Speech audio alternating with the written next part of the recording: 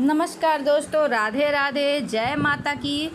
मैं नवरात्रि के बारे में, कलश स्थापना के बारे में, उसके महत्व के बारे में और पहला दिन है, किन माता की पूजा होती है और कैसे उसका महत्व है, इसके बारे में विस्तार पूर्वक बताने जा रही हूँ। तो जो लोग चैनल पर नए हैं, चैनल को लाइक और सब्सक्राइब कीजिए।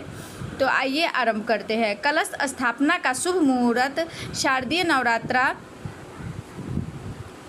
22 सितंबर सोमवार को हस्त नक्षत्र, ब्रह्म योग और सर्वार्थ सिद्धि योग मिल रहा है। आज इनमें कन्या लग्न में कलश स्थापना का सर्वोच्च मुहूर्त जो है सुबह 6:09 से 7:40 तक कलश स्थापना कर सकते हैं। इसके अलावा भी जैसे कि माता रानी के जो भी पूजा पाठ होते हैं उसके बारे में मैं विस्तार पूर्वक बताने जा रही हूँ। और कलश स्थापना क्यों महत्वपूर्ण है, इसकी का महत्व क्या है, तो आइए इसके बारे में जानते हैं। कलश स्थापना देवी देवताओं को आमंत्रण कर सकारात्मक ऊर्जा के संचार और वास्तु दोषों को दूर करने के लिए किया जाता है, क्योंकि कलश में सभी देवी देवताओं का वास माना जाता है। इसे करने से आप साफ स्थान पर मिट्टी या धातु का कलश रखें, उसमें गंगा जल, सुपारी, हल्दी, सिक्के और फूल भरें, फिर आम के पत्ते और नारियल से ढककर पूजा शुरू करें। कलश स्थापना से क्या हमें मिलता है, आइए इसके बारे में जानते हैं। कलश को ब्रह्मांड की शक्ति का प्रतीक माना गया है और इसे स्थापित करके भक्त अपनी पूजा में देवी देवताओं की ऊर्जा का आवाहन करते हैं। कलश स्थापना घर में सकारात्मक ऊर्जा और सुख समृद्धि लाती है, जबकि नकारात्मक ऊर्जाओं को घर से दूर करती है। यह घर के वास्तु दोषों को दूर करने में सहायक है, जिससे घर में शांति और खुशहाली आती है। कलश में सभी तीर्थों का वास माना गया है। इसके मुख में भगवान विष्णु, कंठ में शिव और मूल में ब्रह्मा जी का निवास माना गया है। कलश स्थापना की जो विधि है वो मैं आपको बताने जा रही हूँ। कलश स्थापना घर के पूजा घर के स्थल को साफ सुथरे स्थान पर करनी चाहिए।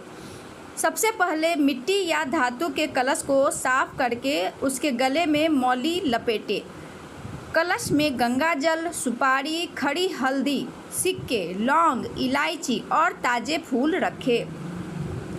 कलश के मुख पर आम के पत्ते रखकर उसके ऊपर एक नारियल और चुनरी लपेटकर स्थापित करें। नारियल त्रिगुणात्मक शक्ति, माँ काली, लक्ष्मी और महासरस्वती का प्रतीक होता है। कलश को स्थापित करते समय शुभ मुहूर्त में मंत्र जाप करें, जैसे ओम आंग जिग्रंग कलशं महात्वाम विश्व शांतिद्वम।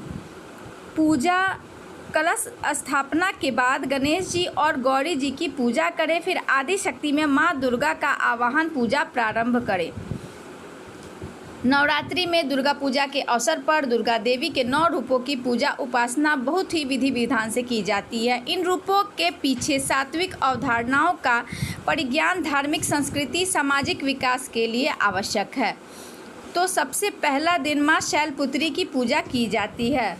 माँ दुर्गा को सर्वप्रथम शैलपुत्री के रूप में पूजा जाता है। हिमालय के यहाँ पुत्री के रूप में जन्म लेने के कारण उनका नाम शैलपुत्री हुआ। उनका वाहन वृषभ है, इसलिए यह देवी वृषारूढ़ा के नाम से भी जानी जाती हैं। इस देवी के दाएं हाथ में त्रिशूल धारण कर रखा है और बाएं हाथ में कमल सुशोभित है।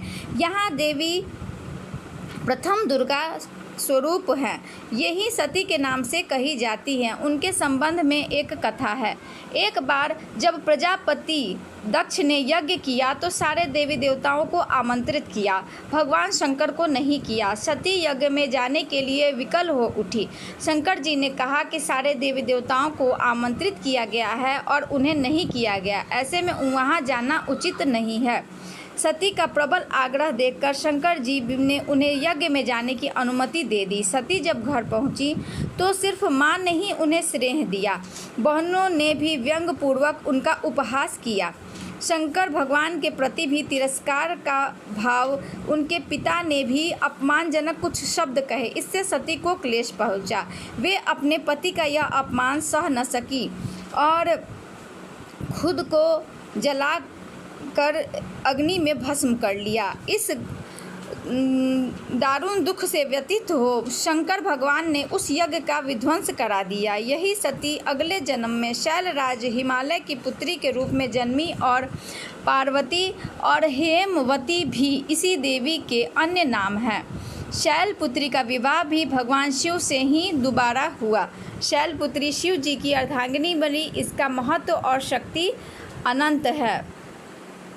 तो इस प्रकार मेरी ये कथा आप सभी को कैसी लगी ज़रूर बताइएगा, और जो लोग चैनल पर नए हैं तो चैनल को लाइक और सब्सक्राइब ज़रूर कर लीजिएगा। जय माता दी।